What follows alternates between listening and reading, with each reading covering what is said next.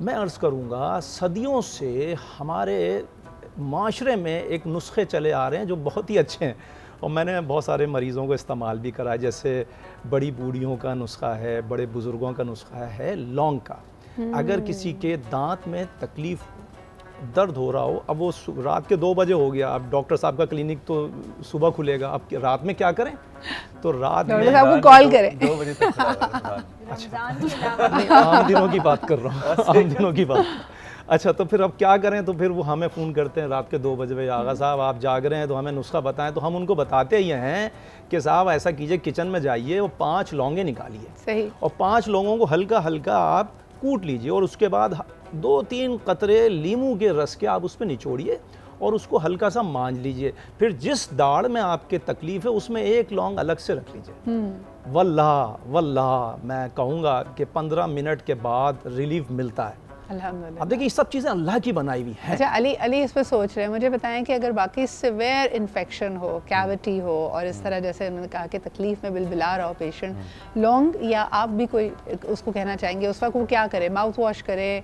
सिकाई लोग करने लग जाते हैं, क्या किया जाए उस वक्त? देखें, एक तो नीम गर्म पानी में नमक डाल के गरारे कुल्ली करना बहुत इफेक्टिव होता है, नंबर 1, उसमें भी शिफा। दूसरा, मिसवाक का हमने जिक्र किया, मिसवाक के अंदर भी एनाल्जेसिक्स होते हैं, सही, पेन किलर्स होते हैं, उससे इफेक्टिव होगा। तीसरा, लौंग का जिक्र, ये बिल्कुल देखें, वो टोटका लग गया तो लग गया, ठीक है, नहीं तो नहीं तो फिर एक कुछ ऐसे मेडिकेटेड टूथपेस्ट आते हैं, मैं नाम नहीं लूँगा किसी ब्रांड का, उसको क्रीम की तरह उस जगह पे अप्लाई करने से एक एनाल्जेसिक इफेक्ट मिलता है। यानी एकदम आपने तो उस वक्त पेन की रिलीफ देनी है तो उसके अंदर ये काम किया जा सकता है। अच्छा जी, मुझे डॉक्टर आयशा के पास भी आना है, लेकिन काफ़ी देर से ज़ैनब इंतज़ार कर रही हैं एक कलाम के लिए। ज़ैनब, आपके पास आती हूँ, एक छोटा सा सवाल आयशा से भी कर। आयशा, ये जो कहते हैं थीम जो इस दफ़ा की है, happy mouth into a happy body, दांत अगर तकलीफ़ में हो तो कुछ खाने पीने का दिल नहीं चाहता, इंसान सॉफ्ट डाइट पे आ जाता है।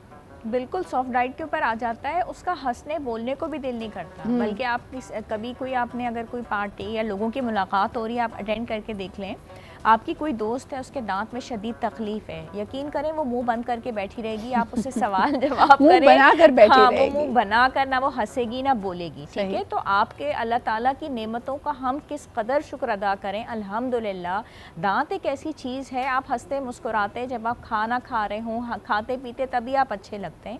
उसमें तकलीफ़ हो रही है, उसमें कोई कैविटी है या बदनुमा है, वहाँ पे कैविटी बनी हुई है, यकीन करें आप मुंह खोलेंगे, दुनिया को वो कैविटी नज़र आ रही होती है, आपके कॉन्फिडेंस में बहुत फर्क। अच्छा, इस बात को मैं कंटिन्यू करूँगी, ख़ास तौर पे हमारे यहाँ कुछ गलत रिवायतें भी है। एक तरफ हम कहते हैं कि दांत आजकल कमज़ोर इसलिए हो गए क्योंकि हमारी डाइट सॉफ्ट हो गई है। अली इस पे बहुत लंबी मेरे साथ गुफ्तगू कर सकते हैं, कई हमने इस पे सेगमेंट्स किए हैं। लेकिन दूसरी तरफ अगर आप देखें, हमारे यहाँ कई बुरी आदतें ये भी हैं कि लोग नल्ली निहारी खाएंगे और उन तमाम हड्डियों को च्यू करना, यानी उसको चबा चबा कर खाना भी अपना फरीज़ा समझते हैं, जिससे आप अपने दांतों का काफ़ी नुकसान कर सकते हैं। इस पर बात करेंगे, लेकिन अभी बढ़ते हैं एक कलाम की तरफ। ज़ैनब, क्या सुना रही हैं आज आप?